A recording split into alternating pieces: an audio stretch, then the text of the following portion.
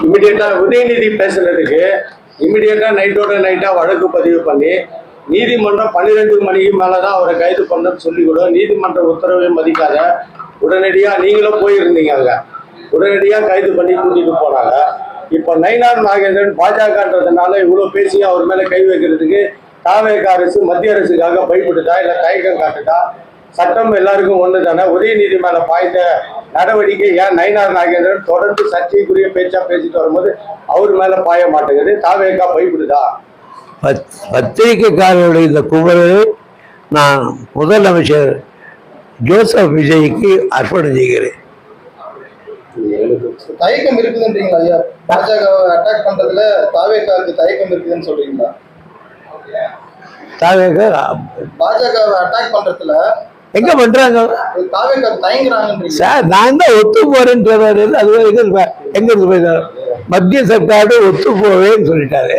அதுக்கப்புறம் என்ன அட்டாக் பண்றது? நீங்க நான் உனக்கு பல்லக்கு தூக்குறேன் அப்படின்னு சொல்லிட்டான். அதுக்கப்புறம் என்னத்துக்கு பண்ணுவான்? பல்லக்கு தூக்குற ரெடின்ட்டாரு. அதுக்கப்புறம் யாரை போய் அடிக்கிறான்? அதாவது உதயநிதி வந்து நைட்டோட நைட்டா கைது பண்ணி கூப்பிட்டு போனாங்க. நயினார் நாகேந்திரன் தொடர்ந்து இது போல சர்ச்சைக்குரிய பேச்சு பேசிட்டு வராரு.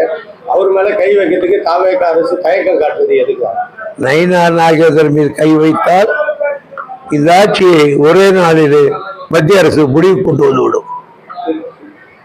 அதனால கை வைக்க அதான் சொல்லிட்டு முடிவு கொண்டு அடிச்சு கொல்லப்பட்டா அதுக்கு வந்து சட்டசபையில கல்வித்துறை அமைச்சர் என்னன்றாரு, அது வந்து அவங்களுக்குள்ள இருந்த கேங் வார்லனா தான் அடிச்சு இது பண்ணாங்க அப்படின்னும் போது அந்த பெத்த தாய் என்ன சொல்றாங்கன்னா, கல்வித்துறை அமைச்சர் வந்து தவறா சொல்றாரு, எங்களுக்காக குரல் கொடுத்தது உதயநிதி தான், அவர் வந்து எங்களுக்கு இதுக்கு ஒரு நல்ல தீர்வை எடுத்து காட்டணும் அப்படின்னு சொல்லியிருக்காங்க. தொடர்ந்து அதே போல பார்த்தீங்கன்னா திருவள்ளூர்ல ஒரு அன்றைக்கு மறுநாள் அரசு பள்ளி மாணவன் ஒருத்தர் கொலை செய்யப்படுறார். தொடர்ந்து இந்த மாதிரி கல்லூரி மாணவர்கள் படுகொலைகள் நடக்குது. தமிழகத்தில் சட்டம் ஒழுங்கு எப்படி இருக்குன்னு பாருங்க. பொதுவாக எந்த கட்சியிலே சேராதவர்களை இந்த கேள்வி கேட்டீர்களானால் சட்டம் ஒழுங்கு சரி இருக்குன்னு சொல்ல மாட்டார்கள். காரணம், பத்திரிகை புரட்டினால் ஒரு பக்கத்துக்கு 4 கொலை, 4 பாலிய பலாத்காரம், இதோடு பத்திரிக்கை முடிஞ்சு போச்சு. அதுவும் இவங்க மாலை முடிச்செல்லாம் இந்த செய்தியோடு க்ளோஸ். 4 பக்கத்தில் 2 நிமிஷம் படிச்சு விடலாம். அப்படிப்பட்ட செய்திகள் பத்திரிகையில் நிரம்பி வழிகிறது. சட்ட ஒழுங்கை பற்றி இந்த நாட்டில் நடக்கிறது. ஆனால் அதை பற்றி அக்கறை எடுத்துக் கொள்வதில்லை. கோஷ்டி மோதாலே இருக்கட்டும், அப்படி என்றால் ஒருத்தர் அடித்துக் கொள்வது சரியா? யாரா இருந்தாலும் எந்த மோதலாக இருந்தாலும் சட்டப்படி நடவடிக்கை எடுப்பு என்றுதான் சொல்ல வேண்டும். அது கோஷ்டி மோசல் இருந்தால் அப்படின்னா விடுவிடுவீங்களா? கோஷ்டி மோசல்னா இதுவரை எத்தனை பேர் கைது பண்ணியிருக்கீங்க? உதயநிதி எதுக்கு கைது பண்ணீங்க? சட்டசபையில் பேசுறது கைது பண்ணீங்க. அதுவே தப்பு. பப்ளிக் மீட்டில் பேசுறதுக்கு அதுவே தப்பு. காரண காரியம் இல்லாமல் சார் பண்ணீங்க. ஆனால் கோஷ்டி மோதல்னு சொல்ற எத்தனை மாணவர்கள் இல்லைங்க? அதே மாதிரி திருவற்றியூர்ல வந்திருக்கு. ஒரு நாள் தவறாம இன்னைக்கு தான் காட்பாடிக்கு வந்தேன் நான். இந்த காட்பாடியில் 3 கொலை நடந்திருக்கு. நார்த் இந்தியன்ஸ் வேலை செய்கிறாங்க இல்லையா, அவனை ஒருத்தர் அடிச்சு போட்டாங்க.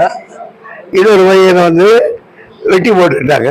இன்னொரு பையன் வந்து கடத்தின்னு போய் கொண்டுட்டாங்க. 3 கொலை இங்கே நடந்திருக்கு.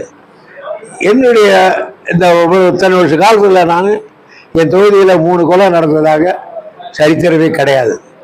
ஆகையினால போலீஸுகளுக்கு முழு பவர் கொடுத்துருக்காங்களா இல்லையான்னு தெரியல.